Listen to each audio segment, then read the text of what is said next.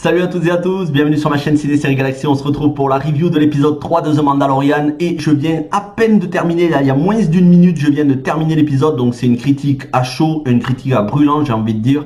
Ah, qu'est-ce que c'était un bonheur. Mais encore une fois, et cette fois-ci peut-être plus que les deux fois précédentes, enfin on a des révélations. Et quelles révélations? Alors c'est court, l'épisode est court. Si on enlève le petit résumé des épisodes précédents, ça fait une demi-heure. Honnêtement, je suis resté sur ma faim, je voulais en voir plus. Mais j'ai été comblé avec les révélations qu'il y a eu. Voilà, les intrigues avancent, on en sait plus sur le sabre noir, on en sait plus sur les Mandaloriens, on en sait plus sur les Jedi, en tout cas ceux qui connaissent l'enfant, Baby Yoda. Il y a une nouvelle intrigue dans cet épisode qui se passe encore sur une autre planète, mais cette fois-ci, voilà, l'intrigue sert le scénario. Bien évidemment, on a toujours ces moments humoristiques avec Baby Yoda. D'ailleurs, j'ai quelque chose à vous dire sur Baby Yoda, c'est une petite théorie personnelle, mais quel bonheur c'était. Alors si je devais résumer l'épisode, de toute façon vous l'avez vu, donc sinon vous seriez pas là. Le Mando amène la femme grenouille dans la planète où il y a son mari, donc le mari grenouille et la femme grenouille se retrouvent, ils sont super contents, le Mando il est content, Baby Yoda est un petit peu moins content parce qu'il avait faim.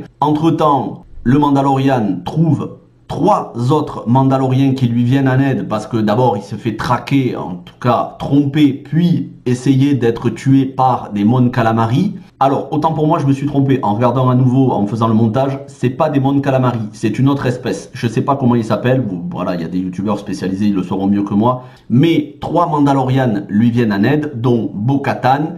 Bo-Katan qui est jouée par Katee Sackhoff, c'est une actrice qu'on ne voit pas assez, elle est tellement excellente cette actrice. Battlestar Galactica, 24 heures chrono, elle a même joué dans le Arrowverse récemment et dans d'autres films de science-fiction, mais on ne la voit pas assez, c'est vraiment une super actrice. Et donc ils lui viennent en aide, ils le sauvent, mais ils enlèvent leur casque et ils lui révèlent que il appartient, donc le Mandalorien, Din Djarin, appartient à une secte fanatique, la Death Watch, parce que j'ai regardé en VOSTFR, qui, eux, ont essayé de revenir à une forme la plus stricte du credo des Mandaloriens, mais qu'en réalité, les Mandaloriens ne sont pas obligés de garder leur casque tout le temps. Donc d'abord, il est vexé, puis il se ravise quand il voit que ces 3 Mandaloriens sont animés de bonnes intentions, il lui sauve la vie une deuxième fois. À partir de là, il commence à essayer de les aider parce que eux ont des informations qui pourraient aider le Mandalorien dans sa quête de l'enfant pour ramener l'enfant à sa famille, à sa tribu. Et donc il va être un petit peu surpris parce qu'ils n'ont pas exactement le même credo que les autres. Quand ils donnent une parole, ils peuvent revenir sur leur parole, changer les termes des accords, etc.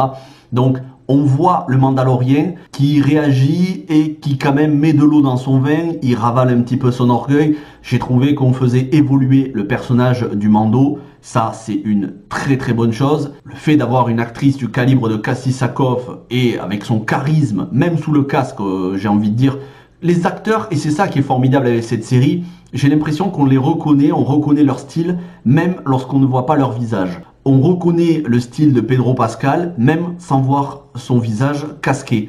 On reconnaît Katee Sackhoff, même sans voir son visage casqué. Alors si on ne sait pas que c'est elle, c'est sûr que c'est difficile, mais une fois qu'on sait que c'est elle, on reconnaît sa façon de jouer, sa façon de bouger, et puis il y a un charisme qui se dégage, je sais pas, c'est inexplicable, ça s'appelle peut-être le talent. Et enfin donc, ils essayent de remettre la main sur toute une cargaison d'armes et sur un vaisseau qui a été pris par l'Empire. D'ailleurs, il y a un général de l'Empire, un général ou un commandant, peu importe, qui est joué par Titus Welliver, l'excellent Titus Welliver. Lui, c'est pareil, on ne le voit pas assez. On l'avait vu dans Lost, il faisait l'homme en noir, le frère de Jacob, pour ceux qui avaient vu Lost.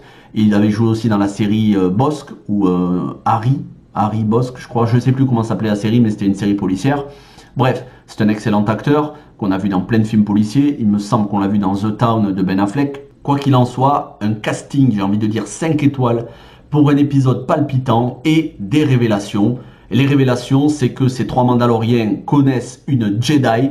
Et quel Jedi? Ahsoka Tano de Clone Wars. Et ça va être un plaisir de revoir, surtout qu'on sait que c'est Rosario Dawson qui va la jouer.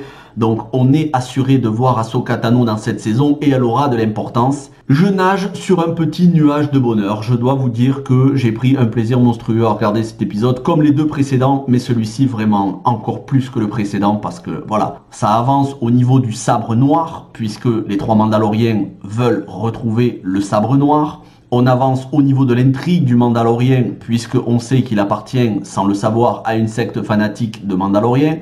On avance dans l'intrigue de l'enfant, puisque maintenant, on va savoir, grâce à Ahsoka Tano, peut-être pas dans le prochain épisode, on ne sait pas, ce sera peut-être un épisode de transition, ce sera dans le suivant, c'est pas grave. On sait qu'on aura des révélations sur les origines de l'enfant, peut-être même qu'il y aura un lien avec Baby Yoda, avec Maître Yoda. Bref, ça avance à tous les niveaux, et vous savez, en une demi-heure, ça a avancé autant que la saison dernière. Et c'est ça qui est magnifique. Et cet épisode est encore une fois réalisé par Bryce Dallas Howard, qui avait réalisé un des meilleurs épisodes de la saison précédente. C'est ça qui est génial avec cette série.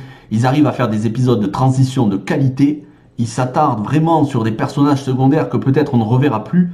Et quand il y a des moments d'intrigue, ça avance à pas de géant, mais sur une courte durée. La maîtrise du temps est excellente dans The Mandalorian. Le casting aussi, à chaque épisode on a des stars. Et donc ma petite théorie sur Baby Yoda qui observe avec gourmandise les œufs de crapaud.